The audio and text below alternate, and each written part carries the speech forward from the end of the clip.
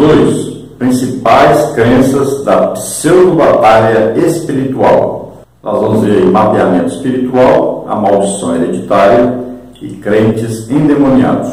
As inovações mais chocantes que se pregam por aí são o mapeamento espiritual, a maldição hereditária e a ideia de que um salvo pode ser possuído pelos demônios. Subtópico 1, mapeamento espiritual. A doutrina consiste na crença de que Satanás designou seus correligionários para cada país, região ou cidade.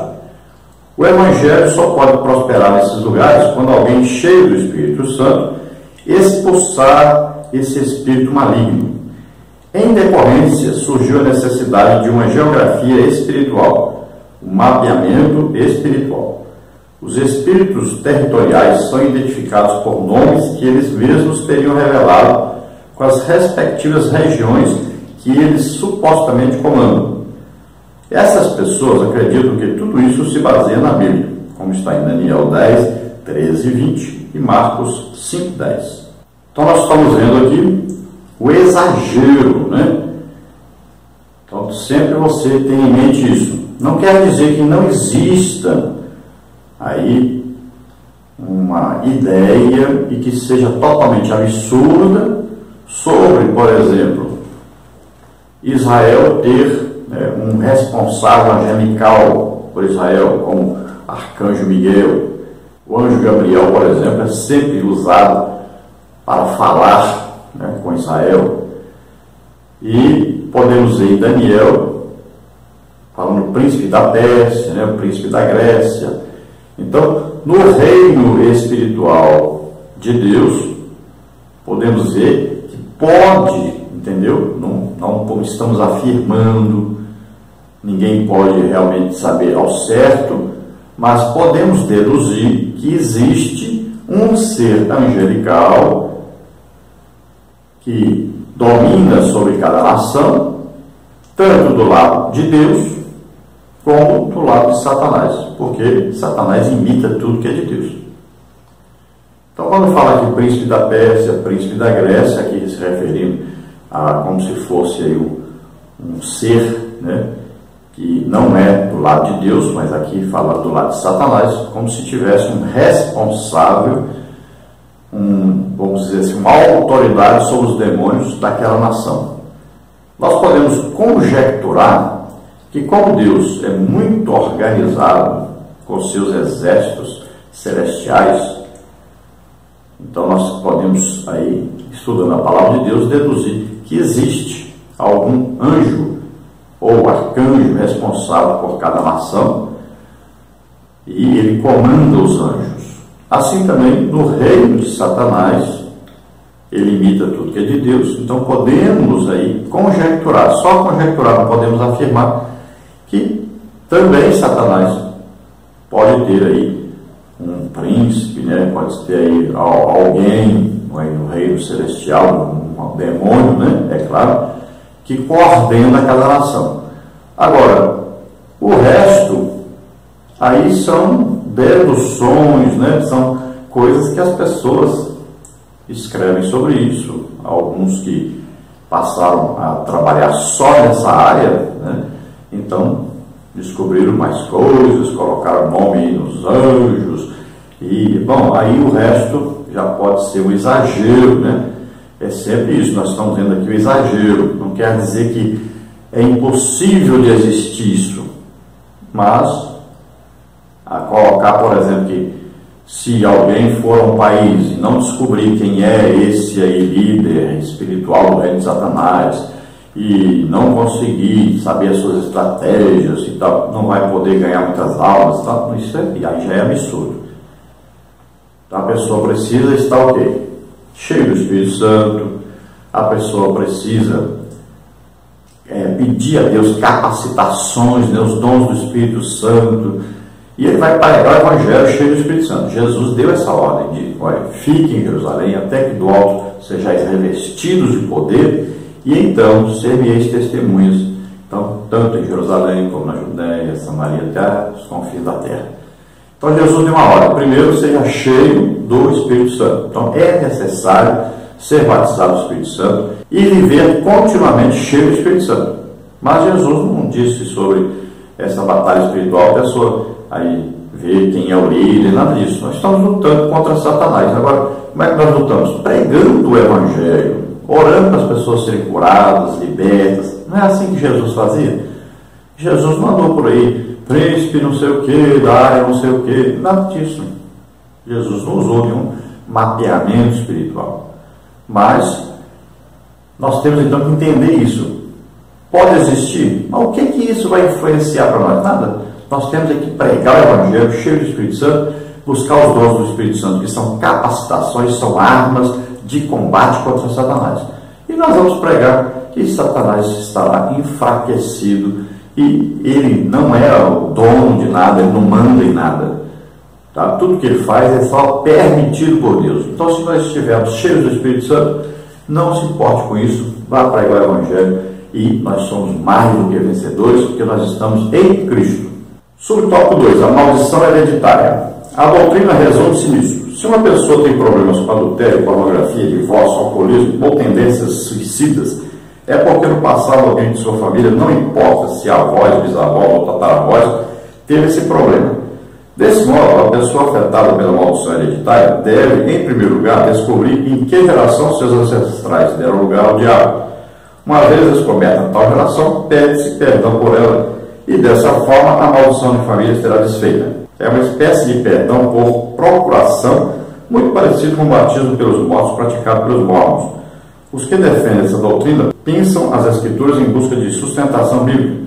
Então eles vão falar sobre Êxodo 20, versículo 5, Deuteronômio 5, 9, Isaías 8, 19. Então você veja, por exemplo, Deuteronômio 5, 9. Não te encurralarás a elas, nem as servirás, porque eu, o Senhor teu Deus, sou Deus zeloso, que visita a maldade dos pais sobre os filhos, até a terceira e quarta geração daqueles que me aborrecem. Êxodo, capítulo 20, versículo 4, diz: não farás para ti imagem de escultura, nem alguma semelhança do que há em cima nos céus, nem embaixo na terra, nem nas águas debaixo da terra. Não te encurvalarás a elas, nem as servirás, porque eu, o Senhor teu Deus, sou Deus zeloso, que visita a maldade dos pais e dos filhos, até a terceira e quarta geração daqueles que me aborrecem. Então aí vai se falar sobre maldição hereditária, baseado principalmente então em Êxodo, capítulo 20, versículo 5, e também Deuteronômio 5, versículo 9. Então não quer dizer que não exista uma maldição hereditária sobre aqueles que estão vivendo a idolatria. Agora, é absurdo alguém orar e falar: eu estou aqui pedindo perdão no lugar do meu pai, da minha mãe. Então, bom, isso não vai influenciar nada, de Deus não vai tirar ninguém do inferno por causa disso. Você não pode influenciar quem já morreu. Também você não pode mudar o pecado que alguém já cometeu no passado. Você orando, pedindo perdão, você não vai mudar isso. A Bíblia é bem clara em dizer: aquele que pecar, este morrerá. Né? Deus disse bem claro para Ezequiel sobre isso. Porque os judeus começaram a dizer: o pai pecou, é o filho que vai pagar o pecado dele. Né? Come uvas os pais e os filhos que vão ficar com o dente importado. Então, Deus diz que nunca mais vão dizer isso, porque aquele que pecar, essa alma que pecar, esta morrerá. Cada um é responsável pelo seu próprio pecado diante de Deus.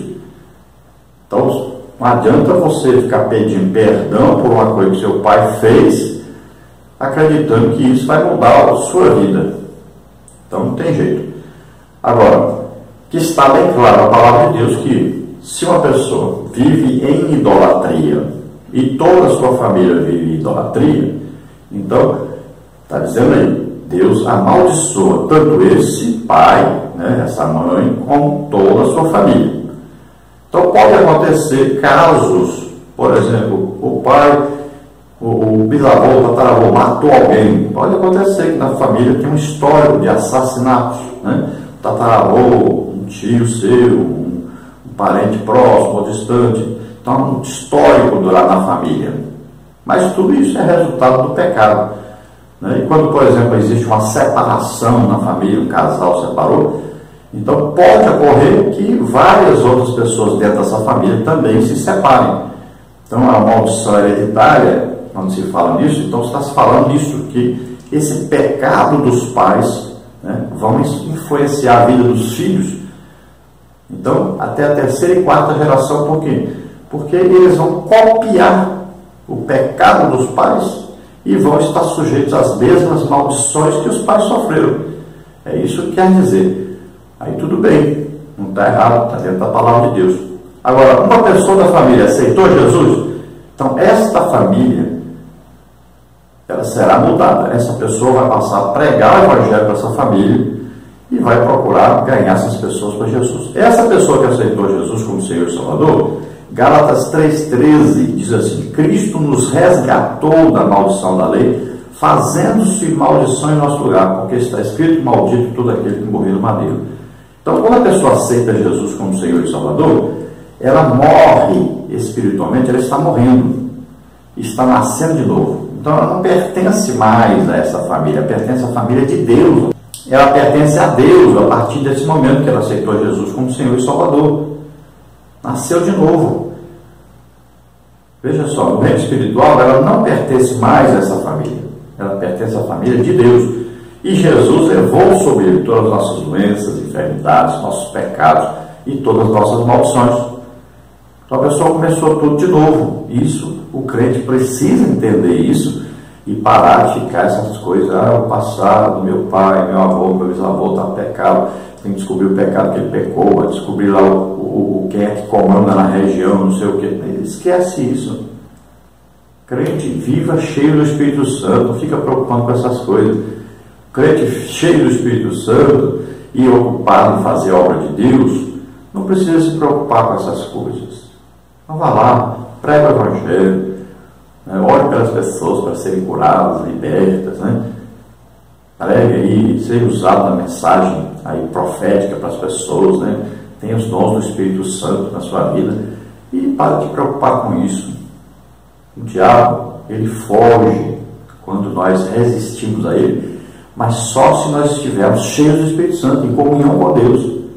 Subtópico 3. Crentes endemoniados.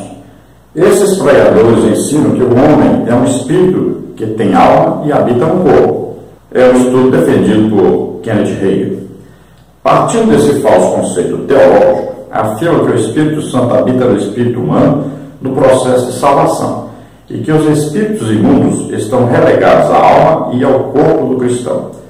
Os promotores dessa doutrina costumam apelar para o estado psicológico de Saul depois que ele se afastou de Deus. 1 Samuel 16,14, 18,10, 19,9. O caso de Judas Iscariotes, Lucas 22,13. Além de Ananias e Safira, Atos 5,3. Então, novamente aqui, é esse exagero que é o problema. Crentes endemoniados. Não quer dizer crente endemoniado. Por quê? Porque se você encontrar alguém que pertence à igreja e ele ficou endemoniado, é porque ele estava o quê? Desviado do Evangelho, né? Ele estava em iniquidade, ou seja, ele estava cometendo um pecado, ele já foi avisado, já foi exortado, Deus já chamou a atenção várias vezes, usou pessoas para chamar a atenção, usou as pregações, e ele continua no mesmo pecado. Vamos dar um exemplo aí. Alguém que vive em idolatria sem ninguém saber da igreja. Ele está frequentando a igreja e ele está aí com a Bíblia, está orando, está cantando, vai sempre à igreja e tal. Mas, em casa ou na casa de alguém, ele está indo, está participando de um culto de idolatria, né?